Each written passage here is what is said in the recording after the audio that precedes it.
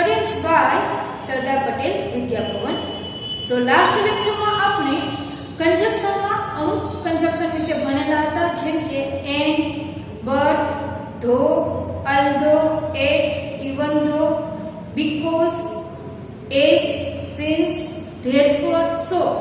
આટલા પ્રકારના conjunction આપણે લાસ્ટ લેક્ચરમાં ભણી ચૂક્યા હતા. આજે આપણે બીજા એવા conjunction વિશેનો અભ્યાસ કરવાના છીએ. તો ચાલુ કરીએ આપણો આજનો conjunction either or. તો either or અથવા તો or જેનો મતલબ થાય છે બે માંથી એક. શું થાય છે? બે માંથી એક. મતલબ કે either or અને or નો ઉપયોગ કોઈ બે વિકલ્પમાંથી એક વિકલ્પને પસંદ કરવા માટે કરી શકાય છે. either or અને or નો ઉપયોગ ક્યાં થાય? ત્યારે થાય છે તો બે વિકલ્પમાંથી કોઈ એક વિકલ્પને પસંદ કરવા માટે. એક વિકલ્પને પસંદ કરવા માટે. ઉપયોગ ક્યારે થશે either or નો? તો બે વિકલ્પમાંથી કોઈ એક જ વિકલ્પને પસંદ કરવા માટે either or અથવા તો or ને આપણે વાપરી શકીએ છીએ. ફોર એક્ઝામ્પલ જોઈએ, I shall go to Bombay, perhaps I shall go to Baroda. I shall go to Bombay, હું બોમ્બે જઈશ. perhaps કદાચ I shall go to Baroda, કદાચ હું બરોડા પણ જઈ શકું. એનો મતલબ કે તમારે આ વાક્યમાં બે માંથી એક વિકલ્પ પસંદ કરવાનો છે. કાં તો હું બોમ્બે જઈ શકીશ અથવા તો બરોડા જઈ શકીશ. તો આ વાક્યને either or અને or થી કઈ રીતે જોડી શકાય તે આપણે જોઈએ. તો વાક્યને લખાશે આ type, I shall go to Bombay, or નો ઉપયોગ કરીને બોમ્બે. અહીંયા જો આ વાક્યની અંદર જે આગળનું સેમ વાક્ય છે તે બીજી વાર લખવામાં આવતું નથી. ઓકે, અને perhaps, maybe જેવા જે શબ્દ છે તેને આપણે દૂર કરવાના છે. જ્યારે તમે or અથવા તો either or નો ઉપયોગ કરો ત્યારે perhaps, maybe જેવા કોઈ પણ શબ્દ આપેલા હોય તે શબ્દને તમારે શું કરવાના છે? દૂર કરવાના છે. તો આ રીતે I shall go to Bombay or Baroda, જેનો મતલબ એવું થશે I shall go to, હું જઈ શકીશ બોમ્બે અથવા બરોડા. ઓકે, હવે આની જગ્યામાં either or નો ઉપયોગ કરવો હોય તો either or માં શું કરવાનું છે? either ને કોઈ એક વિકલ્પની પહેલા અને or ને બે વિકલ્પની વચ્ચે મૂકવાનું છે. either ક્યારે મૂકવાનું છે? ફર્સ્ટ વિકલ્પની પહેલા અને or છે તે બે વિકલ્પની વચ્ચે. તો વાક્ય આ રીતે બનશે, I shall go to either Bombay or Baroda. તો આ રીતે જુઓ either or નો ઉપયોગ કઈ રીતે થયો છે. તો either છે કોઈ એક વિકલ્પ, જે પ્રથમ વિકલ્પ છે પહેલા મૂકવાનું છે અને or ને બે વિકલ્પની વચ્ચે. તો આ રીતે or અને either or નો ઉપયોગ કરી તમે વાક્યમાં કોઈ બે વિકલ્પમાંથી એક વિકલ્પને પસંદ કરી શકો છો. બીજું એક્ઝામ્પલ જોઈએ, the headmaster may be in the library, he may be in office. એનો મતલબ કે આ વાક્યને તમારે શેનાથી જોડવાનું છે? either or અથવા તો ફક્ત or થી. તો આપણે either or થી વાક્ય જોડીશું તો એનો ફક્ત ક્યાં મૂકવાનું છે? either or. તો આની અંદર જે વિકલ્પ છે લાઇબ્રેરીનો વિકલ્પ છે, બીજો છે ઓફિસનો. તો either or નો ઉપયોગ કરીએ ત્યારે લાઇબ્રેરીની પહેલા શું મૂકવાનું છે? either, અને લાઇબ્રેરી અને ઓફિસની વચ્ચે or. તો વાક્ય બનાવીએ, the headmaster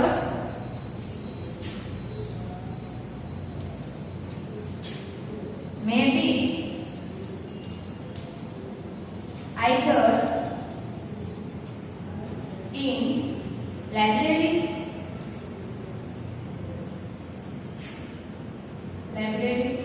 or office. Okay, હવે જો આ વાક્યની અંદર મેં maybe શબ્દ કેમ દૂર નથી કર્યો? કારણ કે બે વાક્યની અંદર maybe શબ્દ આપેલો છે. ઓકે, જ્યારે બે વાક્યમાં હોય ત્યારે દૂર કરવા નથી, પણ જો કોઈ એક જ વાક્યમાં હોય તો તમે દૂર કરી શકો છો. તો અહીંયા શું આવશે? the headmaster may be either in library or office. ફક્ત or થી વાક્ય જોડવું હોય તો તમારે શું કરવાનું છે? either ને કાઢી નાખવાનું છે. તો વાક્ય બનશે the headmaster, લખી નાખીએ આપણે, the headmaster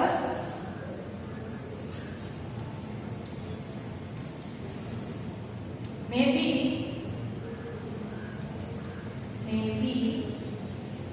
in library or office. તો આ રીતે તમે either or અને or નો ઉપયોગ કોઈ બે વિકલ્પમાંથી એક વિકલ્પને પસંદ કરવા માટે કરી શકો છો. હવે આપણે જોવાના છે neither nor. તો neither nor એટલે થાય બેમાંથી એક પણ નહીં.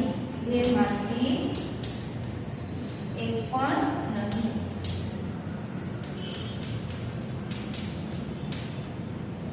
મતલબ કે neither nor નો ઉપયોગ કોઈ બે વ્યક્તિ, વસ્તુ અથવા તો ક્રિયા માંથી એક પણ વિકલ્પ પસંદ ન કરવો હોય ત્યારે neither nor નો ઉપયોગ થાય છે. neither nor નો ઉપયોગ ક્યારે થાય છે? કોઈ બે વ્યક્તિ, વસ્તુ કે ક્રિયામાંથી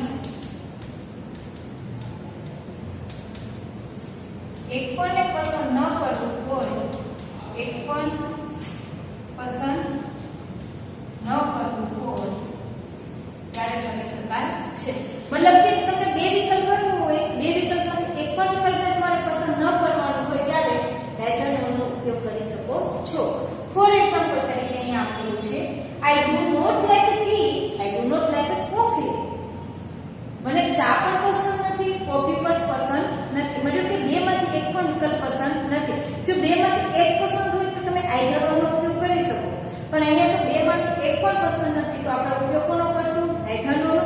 અને જેમાં neither છે નકાર વાક્ય દર્શાવે છે. neither શબ્દ જ નકારતા દર્શાવે છે. તેથી ત્યારે જ્યાં not શબ્દ છે વાક્યની અંદર આવતો not એ તમારે દૂર કરવું પડશે. ઓકે, જ્યાં પણ not આવે neither nor નો ઉપયોગ કરો ત્યારે not શબ્દને તમારે શું કરવાનું છે? દૂર કરવાનું છે. ફોર એક્ઝામ્પલ જોઈએ I do not like tea, I do not like coffee. તો આને neither nor થી કઈ રીતે લખી શકાય? તો I like neither tea nor coffee.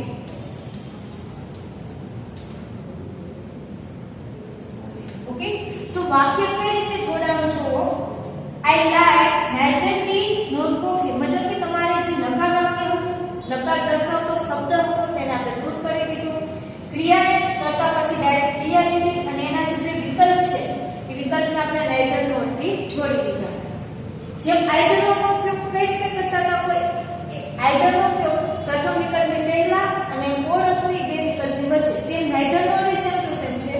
neither નો ઉપયોગ કોઈ પ્રથમ વિકલ્પની પહેલા અને nor નો ઉપયોગ બે વિકલ્પોની વચ્ચે કરવામાં આવે છે. વાક્ય આ રીતે બને છે કે I like neither tea nor coffee. તેવી જ રીતે આપણે સેકન્ડ વાક્ય જોઈએ. પૂર્વી has not a phone, પૂર્વી has not a laptop. પૂર્વી પાસે ફોન પણ નથી, પૂર્વી પાસે લેપટોપ પણ નથી. બેમાંથી એક પણ વસ્તુ છે નહીં. તો આ વાક્યને સાથે જોડીને લખવું હોય તો કઈ રીતે લખી શકાય છે? તો પૂર્વી has not છે એટલે not તો આપણે દૂર કરવાનું છે. તો પૂર્વી has neither a phone. બીજો વિકલ્પ છે લેપટોપ. એની પહેલા શું મૂકશું આપણે? not, neither not એટલે કે no a laptop. તો વાક્ય આ રીતે બનશે. પૂર્વી has neither a phone nor laptop. પૂર્વી પાસે ફોન પણ નથી, લેપટોપ પણ નથી. તો બે અલગ વાક્ય છે તેને આપણે neither nor નો ઉપયોગ કરી એક વાક્ય બનાવી શકીએ છીએ. તો આ રીતે કંજક્શનનો ઉપયોગ બે વાક્યને જોડવા માટે આપણે કરી શકીએ છીએ. તો આ આપણે જોયું neither nor. તો હવે આપણે જોવાના છીએ when અને why. તો when નો ઉપયોગ ક્યારે થાય છે તેના વિશે. તો when નો મતલબ થાય છે જ્યારે ત્યારે. જ્યારે ત્યારે મતલબ કે when ને આપણે કોઈ સમયે કોઈ ક્રિયા થયેલી છે તેવું દર્શાવવા માટે કરી શકાય છે. કોઈ સમયે કોઈ ક્રિયા અથવા તો ઘટના થયેલી છે તેવું દર્શાવવા માટે કોઈ ક્રિયા થયેલી છે તેવું દર્શાવવા. ઓકે, કોનો ઉપયોગ કરી શકીએ છીએ આપણે? when no. when નો ઉપયોગ ક્યારે થાય છે? કોઈ સમયે કોઈ ક્રિયા થયેલી છે તેવું દર્શાવવા. For example I went to Bangalore, I saw a good museum. I went to Bangalore. Bangalore ગઈ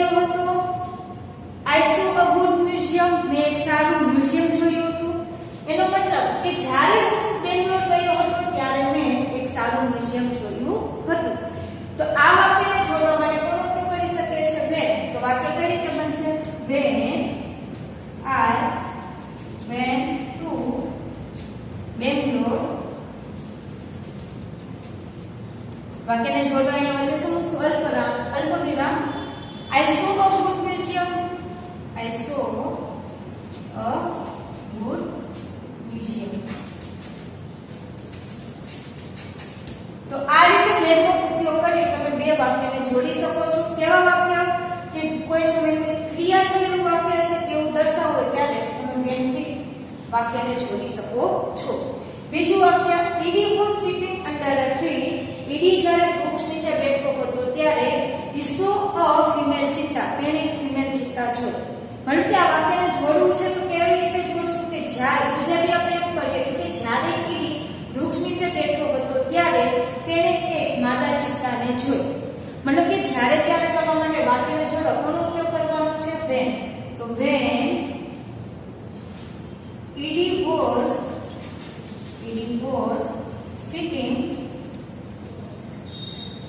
under a tree અલ્પવિરામ he saw a female cheetah.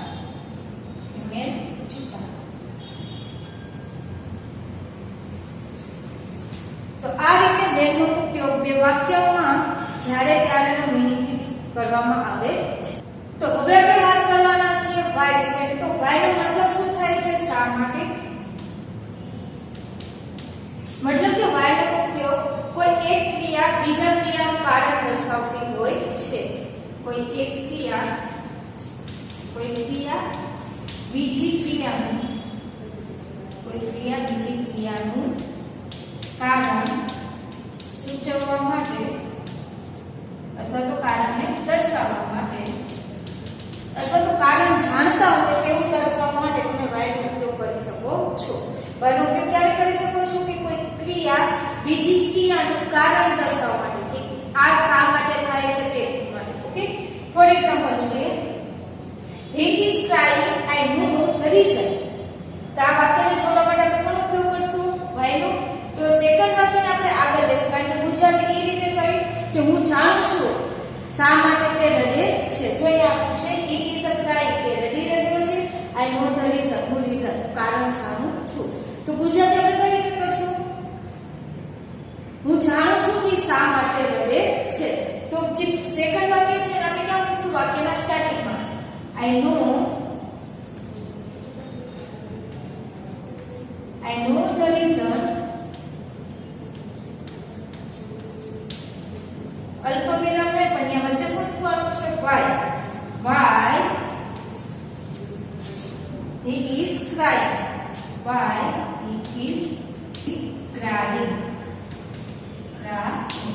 તો આ વાક્યની અંદર I know the reason, હું કારણ જાણું છું. why, શા માટે? he is crying, તે રડી રહ્યો છે. તમે કોઈ વાક્યમાં બીજે વાક્યનું કારણ દર્શાવવું હોય તો અથવા તો કારણ જાણતા હોય, કારણ દર્શાવવા માટે પણ કારણ સૂચવવા માટે આપણે કોનો ઉપયોગ કરી શકીએ છીએ? why નો ઉપયોગ કરી શકીએ છીએ. તો આ રીતે આપણે when અને why નો પણ ઉપયોગ શીખી ગયા. તો હવે આપણે વાત કરવાના છે where, એટલે કે જેનો મતલબ થાય છે ક્યાં. તો where નો ઉપયોગ કોઈ સ્થળ અથવા તો સ્થાનને સૂચવવા માટે કરી શકાય છે. where નો ઉપયોગ ક્યારે થાય છે? કોઈ સ્થળ અથવા તો સ્થાન સૂચવવા. ઘણી વખત ઘટનાને સૂચવવા માટે પણ where નો ઉપયોગ થાય છે. કઈ વસ્તુ દર્શાવવા માટે? ઘટના દર્શાવવા પણ where ને વાપરી શકાય છે. ફોર એક્ઝામ્પલ જોઈએ, this is a hospital, my brother was admitted here. This is hospital, આ હોસ્પિટલ છે. my brother was admitted here, મારા ભાઈને અહીંયા એડમિટ કરેલો હતો. મતલબ કે આ એ હોસ્પિટલ છે કે જ્યાં મારા ભાઈને એડમિટ કરવામાં આવેલો હતો. તો આ બંને વાક્યને જોડવા માટે આપણે where નો ઉપયોગ કરીશું. કઈ રીતે? તો બંને વાક્યની વચ્ચે આપણે શું મૂકવામાં આવશે? where. તો વાક્ય બનશે this is a hospital. વચ્ચે શું મૂકવામાં આવશે? where my brother was admitted here. Okay, તેનું ગુજરાતી એવું થશે કે આ એ હોસ્પિટલ છે કે જ્યાં વેર ક્યાં એટલે કે જ્યાં my brother was admitted here કે જ્યાં મારા ભાઈને એડમિટેડ કરવામાં આવ્યો હતો, દાખલ કરવામાં આવ્યો હતો. તો આ રીતે કોઈ સ્થળ દર્શાવવા માટે, સ્થાન સૂચવવા માટે આપણે વેર નો ઉપયોગ કરી શકીએ છીએ. હવે વાત કરીશું એસ જેનું ઉચ્ચારણ થાય છે નીચે, ની, જેનો મતલબ થાય છે નીચે અથવા તો ના જેવું, ના જેવું, નીચે, ના જેવું, એનો મતલબ શું થાય છે એસ. મતલબ કે કોઈ બે વસ્તુ, વ્યક્તિની સરખામણી કરવા માટે એસ નો ઉપયોગ થાય છે. ક્યારે થાય છે? વસ્તુ અથવા વ્યક્તિની કમ્પેરિઝન, સરખામણી કરવા